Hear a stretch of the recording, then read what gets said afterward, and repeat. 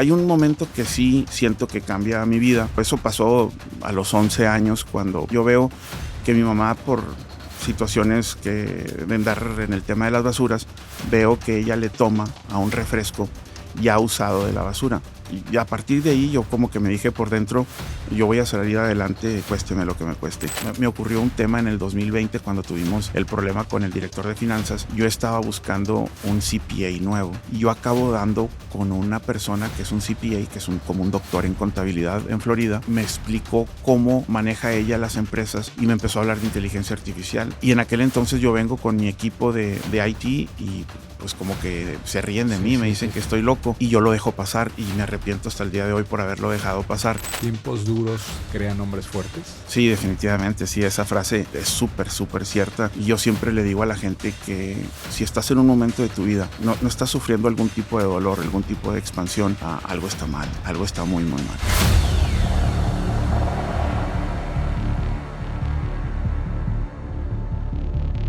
Emprendedores, tremenda entrevista que tenemos preparada para ustedes el día de hoy en este podcast Donde está la oportunidad, con un episodio especial con un gran amigo, mentor,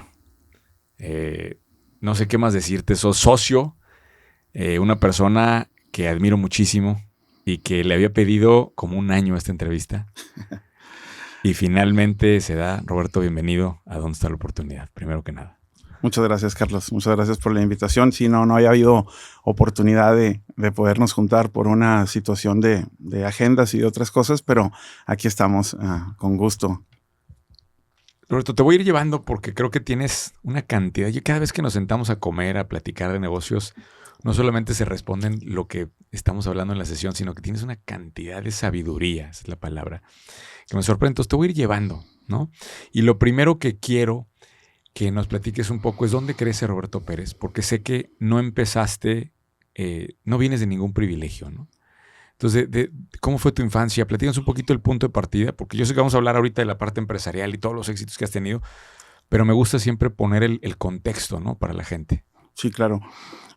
Yo soy originario de aquí de Monterrey, pero mis papás a principios de los años 80, como muchas personas en los años 80, finales de los 70, se van para Houston, siguiendo otros familiares que se habían ido para allá, y me toca nacer a mí y a mis hermanos allá. Y casi inmediatamente nos venimos a la ciudad de Monterrey, y yo me crié en una colonia de clase media baja, en Guadalupe, el cual yo pienso que fue el que me puso el sello de lo que serían prácticamente el resto de mi vida en cuestión de la mentalidad de los negocios. Yo le digo la mentalidad regia o la ambición regia, porque me crié en una colonia donde los vecinos doblaban turno en una fábrica, en una empacadora.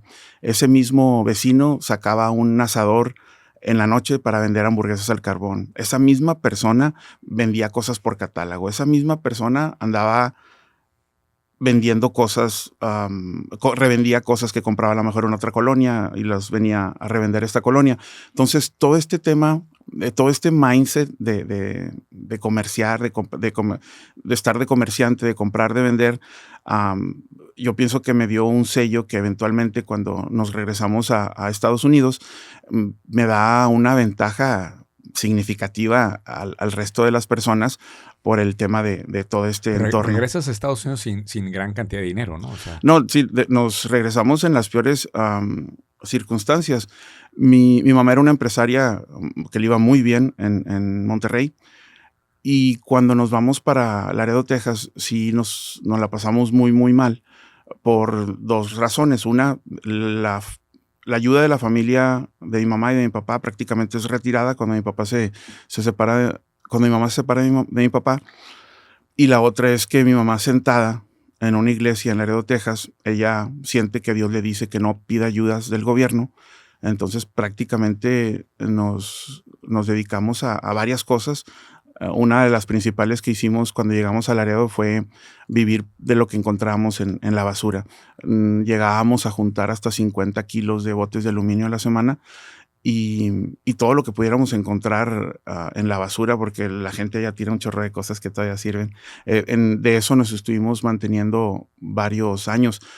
al principio cuando llego a Laredo, entre todas estas cosas que estaba haciendo, hace poquito me encontré en un gimnasio en Laredo, Texas, al a un chavo que trabajaba en el camión de la basura, que yo los fines de semana me iba atrás del camión de basura y él me iba aventando los botes de aluminio a la calle para ir siguiendo el camión y irlos levantando. Para decirte un poquito del tema de lo extremo que estuvo el tema de la necesidad.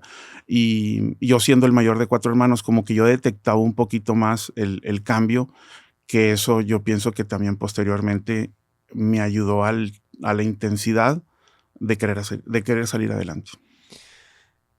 Avanza, me imagino que mejoran un poco las condiciones, estudias, ¿no? Te vas desempeñando. Y no sé si dentro de, ya en la preparatoria, en la carrera, te acuerdas de algún profesor, algún momento donde te haya abierto un panorama, una perspectiva diferente. ¿O en dónde fue en ese proceso? Antes de entrar a la vida laboral, eh, ¿dónde hubo un punto de cambio que te dijo, aquí se empezó a construir el nuevo Roberto, ¿no? Sí, yo pienso que en mi caso no hubo así como un momento que cambió mi vida como tal. Siento que fue un proceso.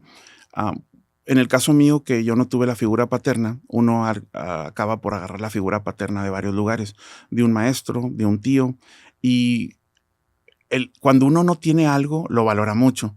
Entonces, todos los consejos que me daba un maestro, un amigo, un tío, absorbes lo mejor y lo pones en práctica inmediatamente.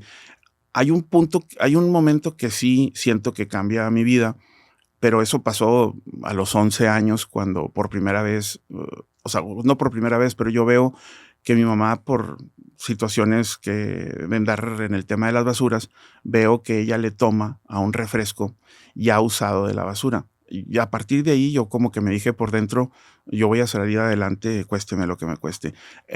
Antes de entrar a la parte laboral, yo Digo, pienso, tenías 11 años ahí. sí, tenía 11 años. No me acuerdo si lloré en ese momento, pero he llorado bastantes veces después cuando me acuerdo, cuando me acuerdo de ese momento, sí. No se extingue, ¿no? Esa sensación, No, por más logros que has tenido no, ahorita. no sé qué tanto se pudo haber desvanecido de un 100%, pues muy poco.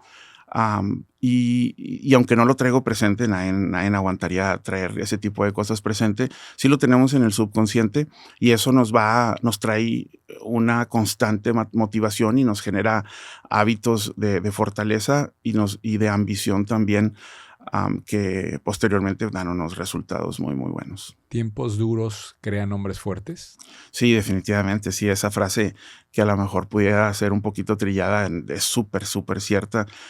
Y yo siempre le digo a la gente que si estás en un momento de tu vida donde no estás sufriendo algún tipo de dolor, algún tipo de expansión, algo está mal, algo está muy, muy mal. El problema es, tú ya no estás en ninguna de esas circunstancias. Ahora, para tus hijos, ¿creas esos puntos de dolor? ¿Creas esos momentos de dolor para seguir haciéndolos fuertes? ¿O simplemente tiene que vivir la vida el ciclo de que ahora tienen que ser ellos suaves y el mundo tiene que dar esa vuelta? Sí, digo, lo hemos hablado nosotros en otros momentos, ¿verdad?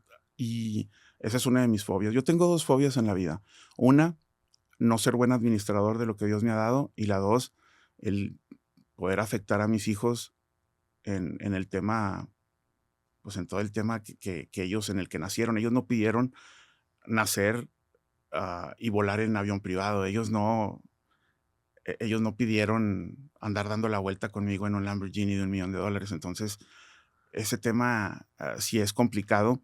Yo traigo ahí unos planes que tienen que ver con disciplina y orden, donde me gustaría que ellos pasaran por una escuela militar en algún momento de su primaria, pero esa es una de mis fobias. El tema, yo sí voy a causarles la incomodidad y el dolor. ¿De qué manera? No sé.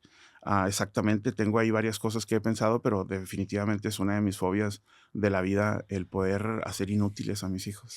Vamos a regresar tantito a la parte cronológica de la historia.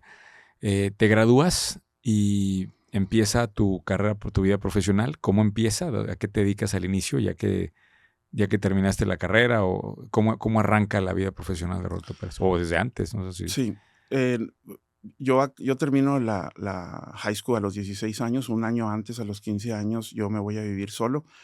Siento por ahí que la familia me está deteniendo en unas cosas y lógico, pues tenía 15 años. Entonces yo me independizo y a los 16 años, con un amigo, uno de mis mejores amigos que tenía de la preparatoria, de la high school, su papá tenía un lote de carros. Yo desde niño he sido un apasionado del tema de los coches y me le empiezo a pegar y empiezo yo en la compra y venta de coches a los 16 años. Esa fue la parte empresarial mía que empieza paralelo a tener mi trabajo, paralelo a tener 2 trabajos, paralelo a estar estudiando en la universidad. O sea, hiciera lo que hiciera, nunca dejaba de estudiar. Yo tenía presente que le tenía que llevar el título a mi mamá para el tema de su satisfacción y estaba muy enfocado en el tema de poder hacer mi propio negocio, pero también el tema de cumplir con las metas académicas. ¿El lote de autos te enseña a vender? ¿O Sí. crees que ya sabías vender antes de ese momento? Mm, Pues mira, yo aprendí a hacer cuentas antes del kinder porque en la colonia donde vivía en Guadalupe, mis abuelitos eran los dueños de la tiendita de colonia o de una de las tiendas de la colonia y yo atiendo la tienda antes inclusive de entrar a la primaria. Entonces eso me ayudó, siento que me empezó a forjar. Pero sí, definitivamente lo que me ayudó, lo que me dio esas habilidades de venta, definitivamente fue el tema de los coches. ¿En qué punto brincas al mundo de la logística? O sea, ¿en qué momento entras o llega el primer tráiler o cómo fue ese cruce? Sí, por ahí de los 25, 26 años de edad, yo ya con una maestría, tenía poquito que había terminado la maestría, y me doy cuenta que en el negocio de los carros empiezo como que a toparme. Empiezo a ver que ya llegué a un tope. En ese momento tenía 3 lotes y ya no Ya que veo, eran 3 lotes tuyos. sí, O sea, propios. de ser vendedor de un... ya habías llegado a 3 Sí, de lotes. andar de vendiendo en la calle, ya tenía 2 lotes propios y en uno, donde tenía un socio. Y más que nada era un tema sentimental de seguir teniendo socio, porque con él había empezado, era algo más que nada agradecimiento. Y a los más o menos, después de la maestría, como a los 25, 26 años, me siento yo topado y entonces empiezo a ver otra industria para poderme mover. Y yo había trabajado con una familia de Guadalajara de apellido Pelayo que se dedicaban a las bienes y raíces. Tenía unos amigos en el pueblito de Hebronville que se dedicaban al ganado y tenía a mi hermano que ya estaba en el tema del transporte terrestre y acabo decidiéndome por el tema del transporte terrestre, pero ahí hay un dato curioso. Mira, yo tengo un amigo que duró 30 años de indocumentado en Estados Unidos. Este amigo, cuando salimos de high school, empieza a hacer como un análisis del transporte en Estados Unidos y el tema de ser dueño de tu propio camión. Los ingresos le salieron a él que eran súper, súper buenos. Él siempre pensando, ya voy a arreglar mi estatus migratorio y me voy a dedicar a esto. Bueno, esto pasa, no sé, por ahí del año, no sé, 96, 97. Y a mí nunca se me olvidó toda la información que él me platicó. Y siempre lo tenía ahí presente. Cuando se me atraviesa el tema de la logística, eso fue lo que me hizo realmente decidir esta industria. Todo ese análisis que este amigo había hecho, fue lo que yo pienso que fue la diferencia de irme por el tema de la logística. Ahora tú me has comentado, tú me has platicado, Roberto, te metiste a manejar un camión. Sí, ya con Pero una maestría. esa decisión está totalmente contraintuitiva. Tienes una maestría, tienes una carrera, tienes 3 lotes de auto, estás ganando buen dinero. ¿Por qué irse a meter a manejar de chofer un camión, güey? Fíjate que, digo, lógico, de entrada tú podrías pensar que entre más sepas de la industria, más empapado estés, deberías de estar más preparado. Ahí fue mi hermano el que tuvo la influencia en mí. Yo, te voy a ser sincero, yo saqué 40,000 excusas de por qué no. Y él me dijo así, o sea, bien sencillo, si no pasas por ser chofer, tu crecimiento siempre va a estar limitado. Y manejé 4 años. 4 años, Sí, güey. 4 años. 4 años manejé. Es un chingo. Sí, y en ese inter hubo crecimiento. En ese inter fuimos de tener 0 camiones a por ahí a llegar como a los 14, 15 camiones.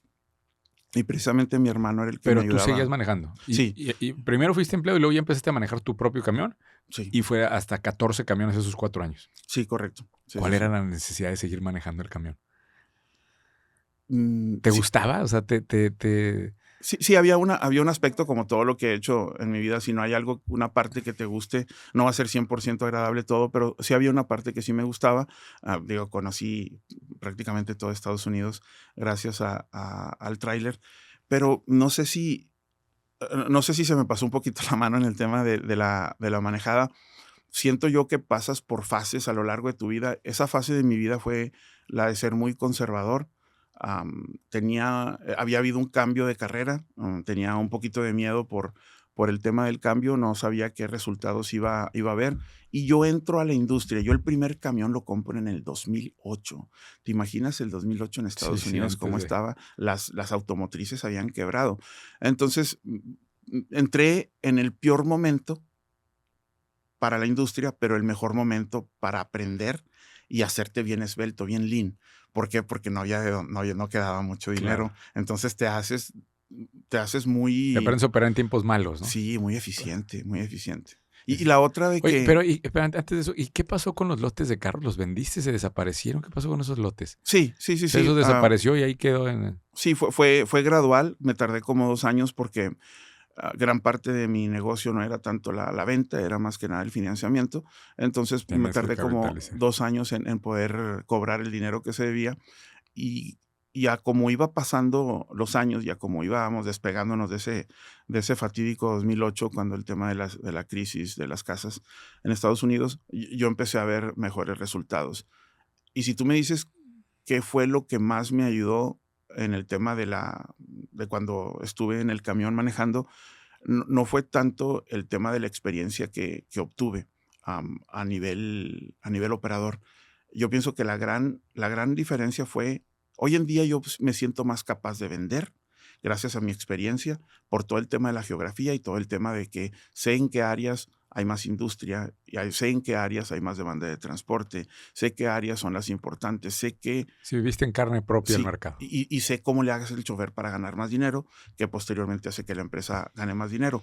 Y la otra, en esos años, no sé si había podcast en el 2008, 2009, no sé qué tanto se usaba como ahora que hay tanta información en Internet, pero sí había un programa en el radio satelital de Sirius XM Radio, donde salía el que yo pienso que es el asesor más importante de la industria del transporte en Estados Unidos. Y lo oí por 3 años y siento yo que a mí me cambió completamente mi mentalidad Cuando de dices lo vida. oí era durante los recorridos, estabas escuchando el Sí, es contenido correcto. de él. Y aparte de audiolibros que, no sé, yo creo que debo de haber leído o oído unos 150 libros en esos años de los audiolibros. Sí, es impresionante cuánto. Digo, tienen mucho tiempo ahí. Muchos de la gente que está en camión está escuchando música y Peso Pluma y la Sí, chingada. sí, Y no sí. aprovechan esa oportunidad que tienen, ¿no? Oye, una pregunta del tema de negocios. ¿Por qué no quedarte con los lotes y que corran con un líder, que corran con un socio mientras tú te quedabas, mientras tú veías el otro negocio? O sea, ¿por qué matar al primer negocio? Fíjate que esa es una muy buena pregunta. No tengo respuesta. En ese momento no tenía el conocimiento que hoy en día tengo. Si pudiera regresar el tiempo, yo creo que Probablemente lo sí hubieras los dejado. dejara. Sí, fíjate que sí. No había pensado en eso. Sí, sí, Mm. sí. Empieza la historia de Forza, 14 camiones, o sea, ya empiezas a construir y te empiezas a dar cuenta que ya era algo grande. Y ahí es donde decides bajarte del camión. O sea, platícame de la decisión de bajarte de ser chofer, bajarte de manejar. ¿Cuándo fue eso? ¿Te acuerdas de tu S- último, te Sí, acuerdas de tu último recorrido? ¿Lo celebraste así? sí. No, fíjate que no como tal, porque aunque ya no manejaba de tiempo completo, yo pienso que yo dejé de manejar como hasta que tenía 60 camiones así por completo. O sea, seguía yendo a las subastas por los camiones, o de repente había una urgencia, había que subirle una caja a un chofer a Dallas, me iba yo. Entonces, no sé, no me acuerdo cuándo fue la última vez que manejé como tal. Todavía hace como unos 3 años. Ay, no, Roberto. Te juro que se me hace el estómago, güey. No Sí, tienes idea de cuando me platicas esas cosas, se me hace el estómago. Sí. sí. Sí, todavía hace como 3 años fui a hacer una entrega local ahí en Laredo. Am, sí, todavía Y hace todavía te como tres acuerdas de la años. manejada, Sí, con fíjate que cierta fui nostalgia. muy malo. Fui muy malo. Yo me acuerdo que en la escuela de manejo, inclusive las mujeres aprendían más rápido que yo todo el tema de los cambios y todo el tema de la manejada. Y a pesar de que duré 4 años, después de 4 años seguía batallando mucho para reversearme. hay algo en mi mente como que no se desarrolló del todo. Muy bien, empieza esta historia de Forza, que ahorita hablaremos de la fase en la que estás ahorita de éxito, que está impresionante. ¿En qué momento sientes? Yo siento que los negocios tienen puntos de inflexión particular que generan crecimientos dramáticos, ¿no? O sea, en mi caso, salir de México con 4S fue uno de esos puntos de inflexión. Hay puntos de inflexión de crecimiento. ¿Cuántos puntos de inflexión crees que ha habido en el proceso de escalar Forza a donde está el día de hoy? Que por cierto, paréntesis, no sé si puedes hablar, no sé qué tanto podemos hablar de esto, pero ¿cuántos camiones, cuánta infraestructura tiene Forza el día de hoy? Hoy en día, del lado americano, tenemos Acércate un poquito más. 1,050 camiones y del lado mexicano estamos llegando a 250 y cajas tenemos como 6,300 cajas. Dios mío, es un mundo. Sí. Ya ni siquiera de imaginárselos todos juntos. Sí. ¿Cuántos puntos de inflexión pasaron de los 14 camiones yo manejando a los miles de camiones y una empresa transnacional enorme? ¿Cuántos puntos de inflexión hay? Hubo varios.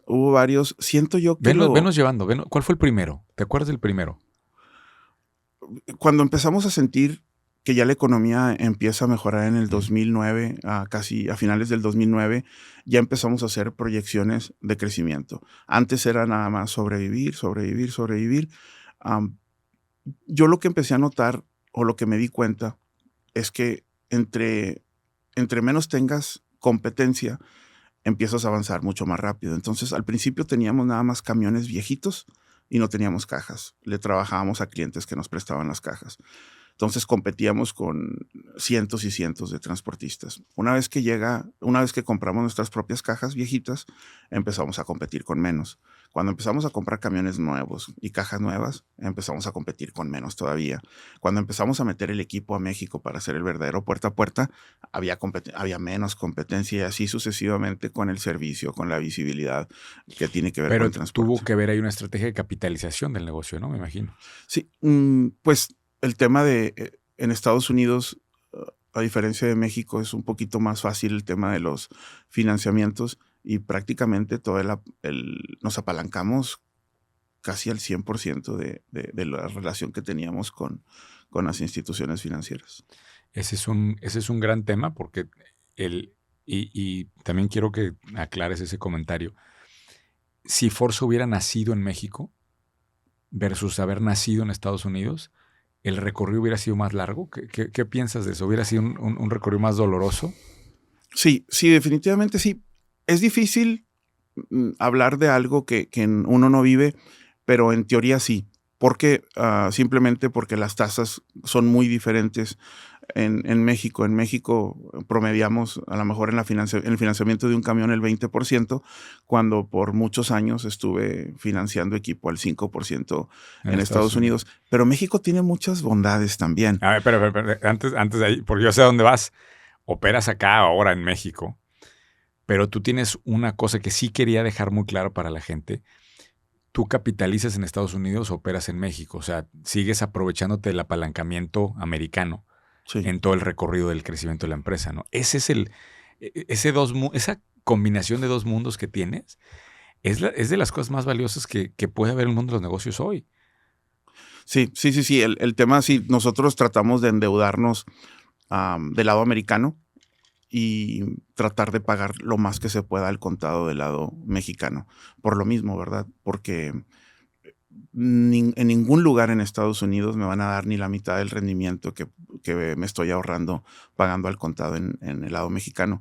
Entonces, sí, el tema de traer capital americano, de hecho, el evento que tuvimos recientemente anunciando la inversión que hemos tenido es por eso, es porque hemos tenido que extraer todo lo que teníamos de recursos del lado americano para invertirlo en el lado mexicano para evitar todo ese tema de los intereses, ¿no? Y yo no sé si así está en el resto de Latinoamérica, pero sí es muy complicado. Pero es muy complicado nada más en el principio. Yo cuando te iba a decir de las bondades en México, hay muchas más bondades para hacer negocio en México que en Estados Unidos. El tema es eso, el principio. Una vez que pasas los primeros 2 años, al menos en el transporte terrestre o en la logística, una vez que pasas esos primeros 2 años, yo siento que el crecimiento, la expansión se vuelve más agresiva del lado mexicano que del lado americano, porque ya cruzas la barrera de haber acabado de pagar los camiones. La mayoría de los contratos de arrendamiento de Asumiendo camiones, que los pudiste pagar con las tasas caras sí, acá, ¿verdad? exactamente. Por eso digo, hay que pasar el bordo de los 2 años en México, y ahora sí, México exponencialmente es mucho mejor que Estados Unidos. Una vez que la mayoría de los contratos de arrendamiento de camiones, lo máximo son 24 meses. Una vez que los acabes de pagar, también de ahí te puedes apalancar para ponerlos como colateral y poder tener una tasa más competitiva, o empezar ya a generar tu propio dinero para crecer con tu propio dinero, ¿no? De hecho, ahí hay un chingo de cosas que tenemos que platicar, socio, pero una de las cosas que yo veo, o sea, si yo escribiera un libro de tu caso, para mí una de las cosas más interesantes que le tienes que explicar al mundo, y sí quería profundizar en esto en el podcast, es que tener una organización de 2 países, una organización que tiene un pie en México y un pie en Estados Unidos, es quizá el tipo de organización más interesante que podemos crear en este siglo, cabrón. Sí. Entonces, antes de seguir, y ahorita le seguimos a la historia, pero quiero que expliques un poquito cómo opera Forza. O sea, Forza, el corporativo, ya se vino a México. Tienes una parte en Estados Unidos, pero siempre tiene los 2 pies. O sea, y te mueves por tu background. Aquí es en donde se vuelve tan interesante esa combinación Monterrey-Laredo. Tú te mueves en los 2 países con culturas. Te mueves en Texas como tejano, güey. Sí. Porque te conozco. Hasta te cambia el acento allá, güey. Y hablas en el inglés de allá. Y te vienes acá y operas como regio, güey. Que eso también me he dado cuenta. La gente gringa viene acá y paga de más, no sabe ejecutar. O sea, entonces, ese modelo organizacional, ¿sí?, binacional, me parece que es lo más interesante que tiene Forza de fondo. Brevemente, ¿cómo opera el modelo binacional de organización? Sí, digo, es bien importante lo que dices. Yo pienso que ahí está la gran diferencia mía y de mucha gente, no nomás mía, el tema de poder conocer bien las 2 culturas. O sea, yo veo la película Forrest Gump, la entiendo al 100%, y yo veo alguna película de estas como La Dictadura Perfecta, y la entiendo perfectamente también. Entonces, eso me da una ventaja muy significativa, porque si viene gente de Estados Unidos, que muchos ni siquiera se atreven a venir a México, y sí acaban por contratar una serie de consultorías para que les ayuden a abrirse paso, y en el caso mío, no. ¿Y sabes qué pienso yo que es el beneficio más grande? Que cosas americanas que he aprendido las vengo a tropicalizar en México y nos han dado muy buenos resultados, y viceversa. Cosas que ya sabía o que he ido aprendiendo en México, ahora las aplico en el lado americano y nos ha dado una ventaja también bien importante. Pero sí, sí, o sea, en Monterrey me muevo, pues sí, como un regio más. Y del lado de Texas también, como si fuera una persona nativa, pues que lo soy. O sea, es que este corredor de Monterrey-Laredo, desde que nací prácticamente hasta ahorita, lo he vivido por diferentes razones. Sí, pero si tú ves vamos a poner el mindset de un empresario mexicano que llega a Estados Unidos, opera desde una perspectiva muy latinoamericana de escasez. Sí. Y tú ves un americano, el americano allá todo es en esteroides, todo es grande, todo es así, pero viene acá y opera con miedo por la inseguridad, opera con miedo por las autoridades, por el marco regulatorio. A ti te vale madre, o sea, tú te sabes mover en las complejidades que representa Latinoamérica y sabes utilizar la ambición de Estados Unidos para ponerle un cohete al negocio, ¿no? Sí. Ahora, operativamente, ¿cómo está la estructura? ¿Cómo Estados Unidos manda sobre México a nivel corporativo ya ahorita en México? No sé si puedes hablar un poquito de cómo se comunica, porque hay gente en los 2 países, ¿no?, al mismo tiempo. Y entiendo tu entendimiento personal de las 2 culturas, pero llega un punto en donde ya no eres tú, son los 2 equipos hablándose entre ellos. Increíblemente, como parezca, cruzas la frontera y ya no se habla igual, güey. Sí. ¿Cómo se comunican esas 2 partes? Ahorita seguimos en el proceso, porque lo más complicado es el tema fiscal. El tema fiscal, el tax code americano prácticamente no ha cambiado en 200 años, y el tax code mexicano cambia todos los días. Esa es la parte, yo creo que más complicada, donde la gente administrativa ha chocado un poquito, o hay una desconfianza porque a veces la gente americana no entiende por qué se manejan las cosas como se manejan del lado mexicano. Y seguimos en esa transición. Y te trajiste tu corporativo a México. Sí. Toda la operación. ¿Cuál fue o sea, digamos que atrás de esa decisión, qué fue lo que te motivó? La principal, ya no podíamos seguir creciendo del lado americano porque no había gente para trabajar. Tú que has viajado por todo Estados Unidos y has oído a los empresarios, el problema más importante en Estados Unidos es que no hay gente Se para cansan trabajar. de que les digo eso, pero no me creen. Está increíble. Sí, o sea, en Estados Unidos contratan gente, lo que se pueda hacer remoto, contratan gente de todas partes del mundo, Argentina o la India. Y nosotros, a pesar de ser frontera, nos pasó lo mismo. Ya no podíamos seguir creciendo. De hecho, yo dejé de crecer en 2 años, donde me empiezo más a mover al tema de las bienes y raíces, porque yo veía prácticamente imposible seguir creciendo, al menos al ritmo que yo quería, por la falta de recurso humano. ¿Hay algún otro secreto en el operar en los dos países? Antes de que cambiemos a... el tema de conocer las dos culturas, el tema de la doble ciudadanía, el tema de ser bilingüe, tener la parte académica de la universidad, tener la parte de la experiencia de haber sido operador, todos esos factores acaban por ayudando. Yo pienso que lo que acabo de decir, lo más importante es que acabamos de hacer una mezcla de lo mejorcito de Estados Unidos y lo mejorcito de México, y acabamos de hacer un modelo que no existe. Realmente no he visto a alguien aplicarlo como tal. Yo opero sin realmente estar consciente de en qué país estoy operando. Como que ya traigo una línea de influencia más americana, donde, como dices tú, nosotros estamos viendo métricos, números, y estamos creciendo basado en esos números a un ritmo bastante acelerado. Íbamos en los puntos de inflexión. En los hitos de construir una empresa de camiones llegas a un punto, me imagino, en donde empiezas a tener que entregar ya a un equipo directivo. Ya no es Roberto tomando todas las decisiones, ¿no? Usualmente sucede alrededor de 50 personas, alrededor de cierto volumen de facturación, en donde ya son tantas cosas sucediendo al mismo tiempo en la organización que ya no puedes vigilar. ¿Cómo pasas esa transición en donde... Porque también sé que tuviste un episodio duro ahí, no sé si se puede platicar todo esto, pero sí. El siguiente hito, donde ya era una empresa institucional, ya había más gente, ya había corporativo, ya había directores.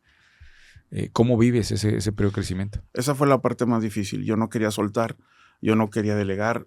Exactamente, no sé por qué. Definitivamente de una parte pudiera ser desconfianza, de la parte del ego, a la parte de no querer que la gente sepa cómo estoy operando, pero era la única forma de seguir creciendo. De hecho, cuando yo empiezo realmente a crecer delegando, fue hasta que empiezo a oír tu material, tus videos, todo el conocimiento que hoy en día enseñas.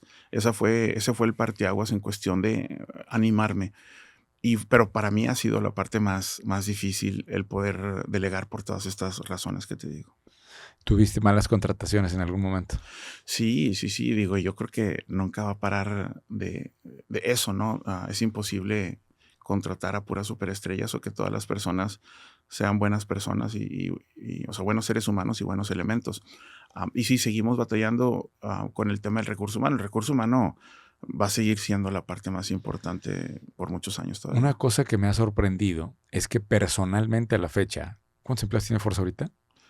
¿Incluyendo operadores? Sí. Arriba de 2,000. 2,000. Una cosa que me ha sorprendido, socio, es que todavía personalmente te metes a entrevistas de recursos humanos.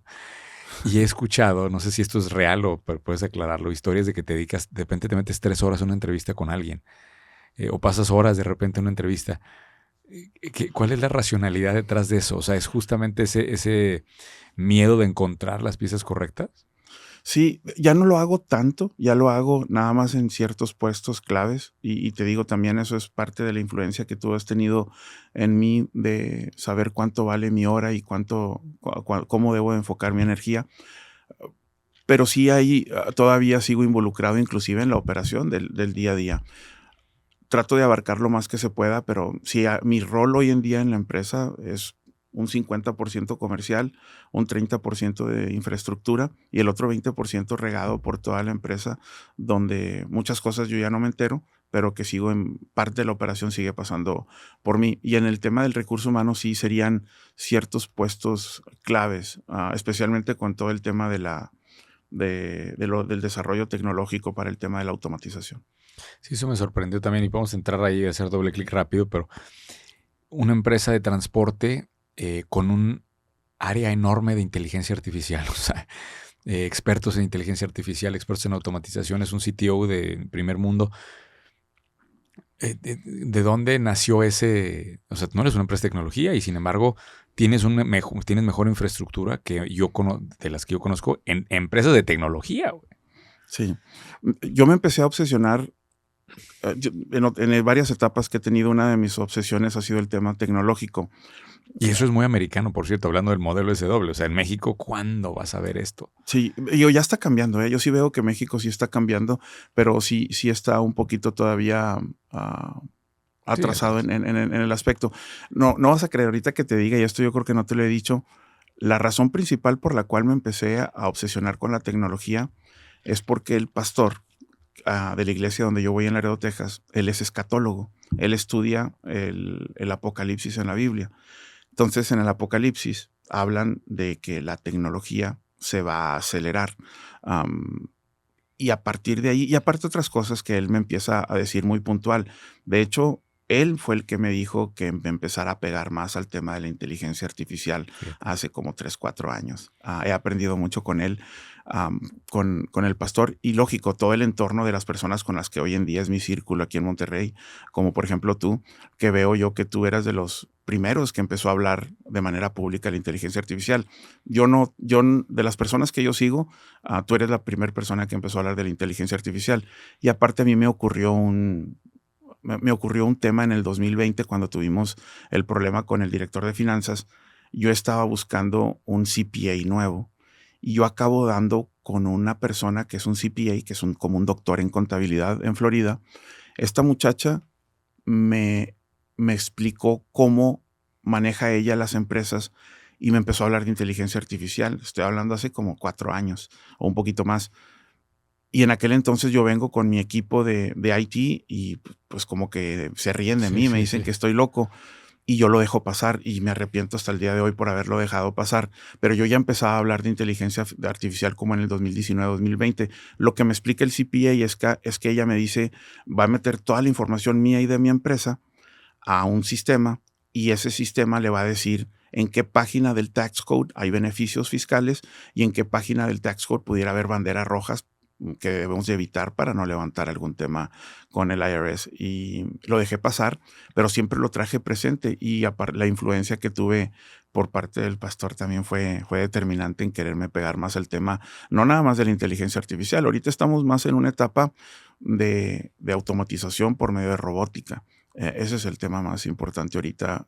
El tema machine learning vamos un poquito más despacio ahí.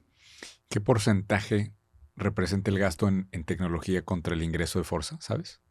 No tengo el dato exacto, pero con decirte que hace 7 meses que entró nuestro CTO, era él solo y ahorita tiene 60 personas.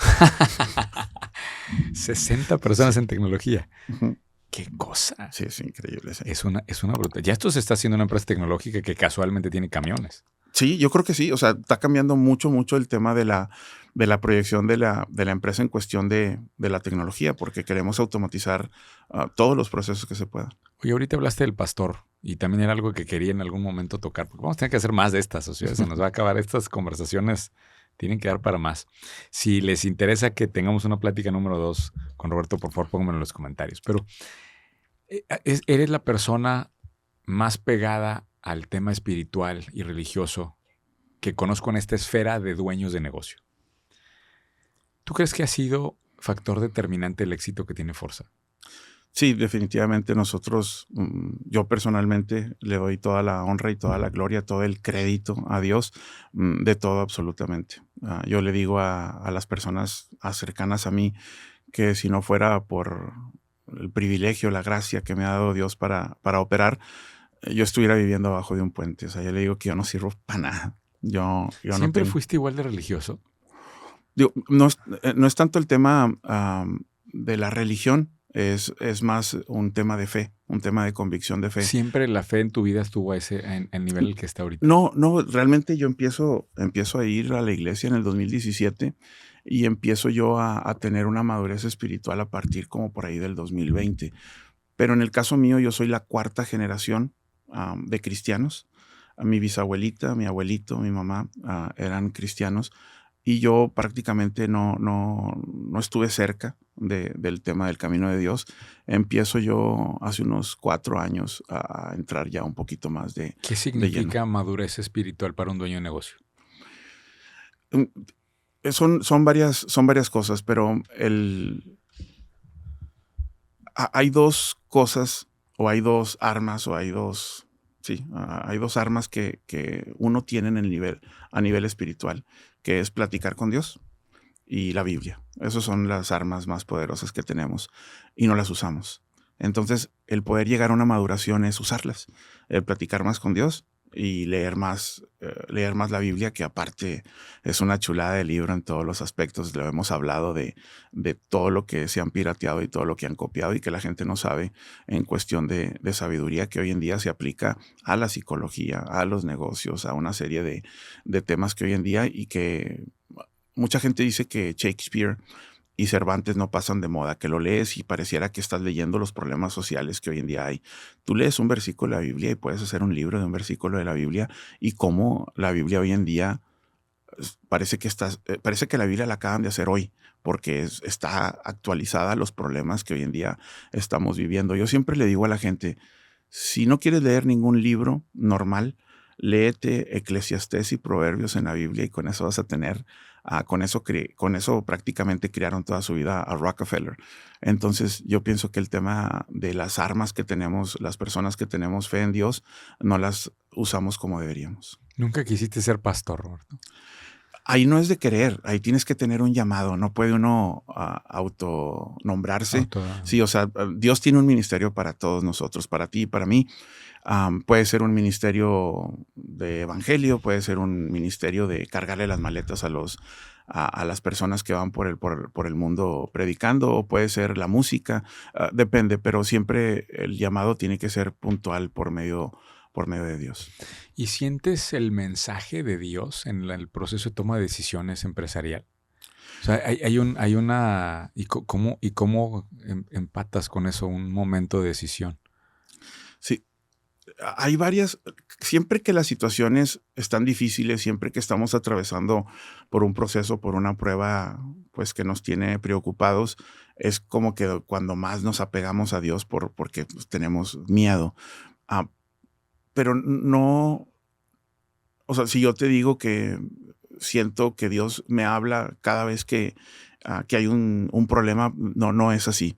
Dios te habla por medio de un amigo, te habla por medio de una circunstancia, o te habla inclusive hasta en un sueño te puede hablar, pero ese es el tema de tener una relación. Dios es igual que un amigo.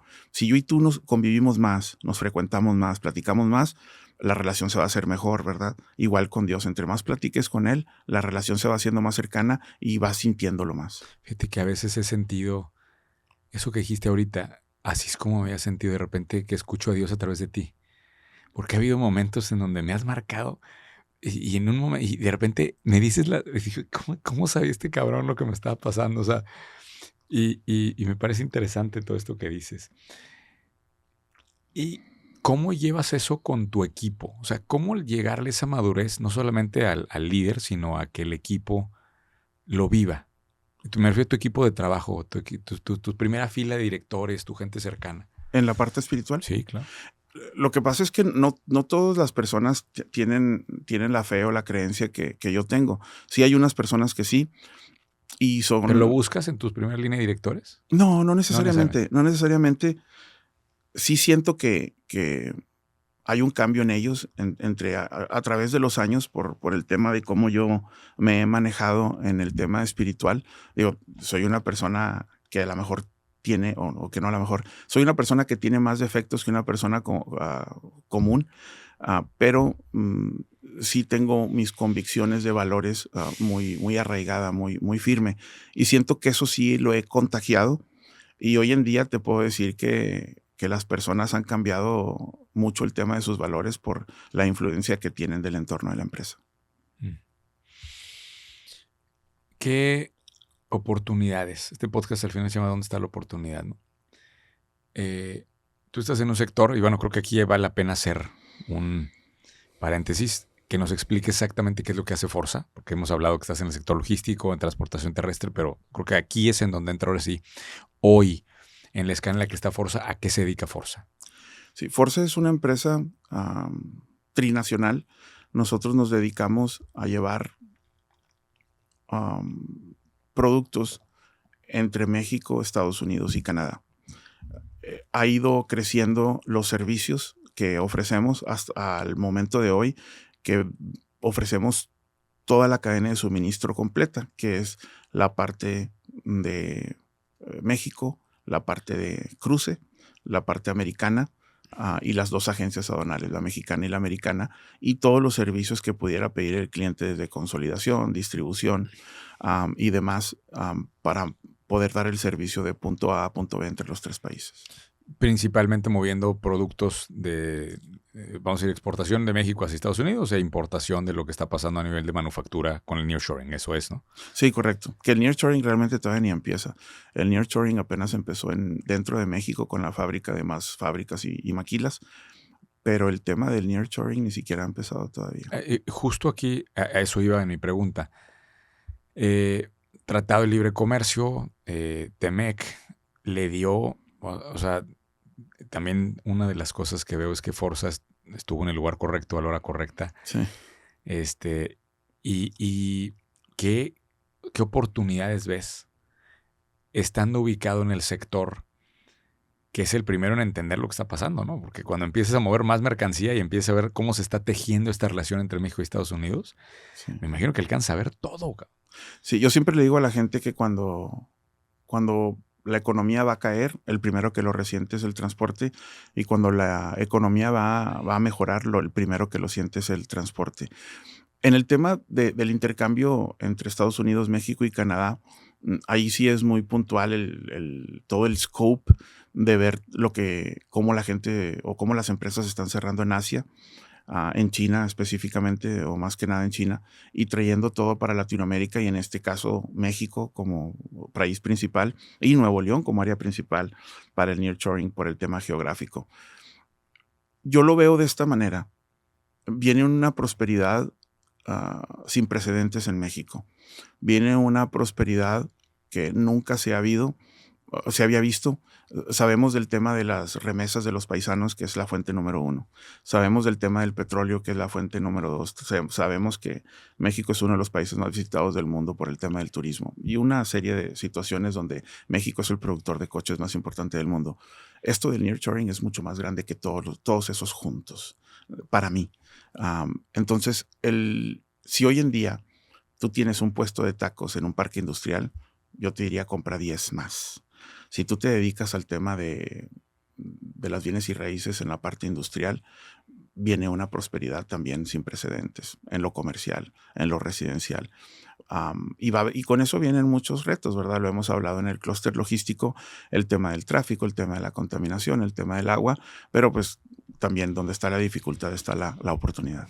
La oportunidad más grande que tiene México ahorita tiene que ver con el nearshoring, sin duda. Es el fenómeno económico más importante de todo el planeta, y por mucho, para mí. ¿Cómo conectar? Y esta pregunta tiene doble camino. Primero, ¿cómo conectar a apoyar a Forza? Por ejemplo, si tuviéramos a alguien que tuviera alguna empresa que se viene allá. Y por otro lado, el que no necesariamente a través de Forza, ¿cómo conectar con el fenómeno nearshoring para alguna oportunidad? O sea, alguien que esté viendo esto y dice, ok, me hace sentido, Roberto tuvo un crecimiento importante, veo que el TEMEC está a tope, viene una tendencia importante. ¿Cómo conecto yo si estoy en otra industria que no tiene nada que ver con el tema de manufactura o de exportaciones, ¿no? Sí, aquí el tema principal es que hoy en día muchas empresas mexicanas que maquilan a un precio muy competitivo no están exportando. Yo principalmente le diría a todas las empresas que están maquilando por qué no están exportando. Y no nada más a Estados Unidos y a Canadá, a otros países también, pero principalmente el mercado más grande del mundo es el mercado americano, y ver por qué no están exportando. Si México tiene la mano de obra, tiene la juventud, tiene mucha infraestructura, ¿cuál es la razón por la que hoy en día no se ha abierto esa oportunidad? Bueno, más quiero ahí hacer una pausa. Si hay un chavo ahorita de 20 años que, digamos, tiene, como siempre digo, ¿no? Tiene resuelto su ingesta calórica y tiene internet, tú ves una oportunidad en que él, y tenga tiempo, ¿verdad? Libertad de tiempo, en donde él toque base con empresas de manufactura americana para decirles, acá te resuelvo la manufactura. O sea, ese es un camino. Fíjate que ahí no sabría decirte con ese modelo, o sea, de manera remota, no sabría. A mí me llama mucho la atención. O sea, Estados Unidos no está haciendo este movimiento del nearshoring a lo loco. Esto tienen más de 20 años pensándolo, y prácticamente le van a dar a México peladito y en la boca. ¿Por qué? Ayer estaba hablando con un cliente en Tlaxcala, y me dice el cliente, vamos a incrementar nuestra producción, Estados Unidos está pidiendo más producto, es una empresa que produce fibra. Y estamos esperando que Estados Unidos le meta un arancel al plástico chino para entonces nosotros destapar nuestras ventas, y pensamos que en 2026 vamos a duplicar el tamaño de la fábrica. Ya Estados Unidos empezó a poner aranceles a los productos chinos muy, muy fuertes. ¿Qué quiere decir? Que el producto mexicano, que a lo mejor no era tan competitivo, va a entrar como cuchillo en mantequilla. Pero un concepto así remoto, fíjate que a lo mejor sí estaría para otro programa. Muy bien, Robert. La verdad es que cubrimos una cantidad de temas de todos lados. Sí me quedo con ganas de que comentes esto, porque sé que esto ha salido en la discusión de varios temas. Yo sé que tienes muchas alianzas estratégicas con agentes que están en la parte logística, con personas que están relacionados con el mundo de la manufactura, para que se acerquen con Forza y un poquito te acerquen clientes. O sea, creo que hay manera de hacer, ¿no? esa relación. Entonces, ¿qué estarías buscando, no? Si tengo a alguien, pues sobre este podcast lo escucha muchísima gente. Vino Julio, a quien conoces, sí, y pidió aquí en el podcast abiertamente que quería abrir sucursales en Estados Unidos, y creo que había 3. Sí. ¿Qué le pedirías? Pues tenemos gente que nos escucha en Estados Unidos, en México. ¿Qué le pedirías a la audiencia de dónde está la oportunidad? O sea, ¿dónde te pueden ayudar para que Forza siga en ese camino de éxito? Sí, claro. El tema comercial definitivamente es el más importante hoy día en la empresa. Ya no es tanto infraestructura, ya no es tanto otra serie de situaciones donde los negocios, cuando están teniendo el crecimiento explosivo, pudieran tener. La parte comercial, cualquier empresa que exporte, cualquier empresa que importe algún producto de Estados Unidos o de México, nosotros somos la empresa más grande. No hay no hay una empresa que se nos acerque de las que su core business sea el puerta a puerta, el flete transfronterizo. Somos 4 veces más grande que nuestra competencia número 2. Entonces esto nos pone en un nivel para ser mucho más competitivo. Traemos costos mucho más competitivos que la competencia. Entonces somos una opción excelente para cualquier fábrica. O sea, si te dediques a maquilar tostadas para mandar a Estados Unidos, o te dediques a traer resina del lado americano para México, cualquiera de las dos situaciones somos nosotros la mejor opción en cuestión de costos. Chingón. Oye, Roberto, y ahorita dijiste una cosa, el reto comercial sigue siendo el reto más importante de la compañía. Creo que mucha gente se empatizó con eso, ¿no? Escuchas esa frase y... Sí, pues sí, o sea, imagínate todos los libros que se han escrito a lo largo de la historia del mundo en ventas y en negociación. Sí es el reto más grande, y se vuelve más grande por la idiosincrasia mexicana y por el tema cultural. En Estados Unidos el tema de la venta pasa más por estrategias. El tema de la venta en México es un poquito más abstracta. Y eso nos pone en un... Por no decir que sigue habiendo conexiones humanas, sigue siendo una artesanía. Sí, o sea, sí. Sí, o sea, en Estados Unidos vas a cenar con un cliente para platicar lo que cerraste. en México a veces hay que ir a cenar 6 veces para ver si se va a hacer algo, ¿no? Ese va a ser un muy buen clip, ¿eh? Te van a agarrar ahí de bajada con ese clip. Roberto, le hemos metido mucho tiempo y no quiero tampoco abusarte. Y sé que vas a dar una conferencia importante el día de hoy. Te felicito. Te agradecemos mucho. En LinkedIn te pueden encontrar, si no me equivoco. Sí. En LinkedIn estoy como Roberto Pérez Levy. Ahí tengo mi perfil, que es el que uso realmente. No uso. ¿Te pueden mandar mensaje ahí? Sí. Pueden mandarme mensaje. Ahí estoy muy activo. Es la red social donde más activo estoy. Muy bien, pues ahí lo tienen. Tenemos que hacer la parte 2 de este, ¿no? A ver si acá te comprometes ahí públicamente que hacemos la parte 2, porque muchísimas cosas que platicar. Primero que nada, felicidades. Creo que te lo digo a veces nadie te dice, ¿no? En este recorrido, oye, cabrón, felicidades, güey. Lo que has hecho, Roberto, es excepcional. Y eres un ejemplo para todos, me incluyo. Y la verdad es que como persona, güey, me has demostrado que ese nivel de integridad que tienes y y esa madurez espiritual, la verdad es que necesitamos más empresarios como tú. Felicidades. Muchas gracias, Carlos, por tus palabras.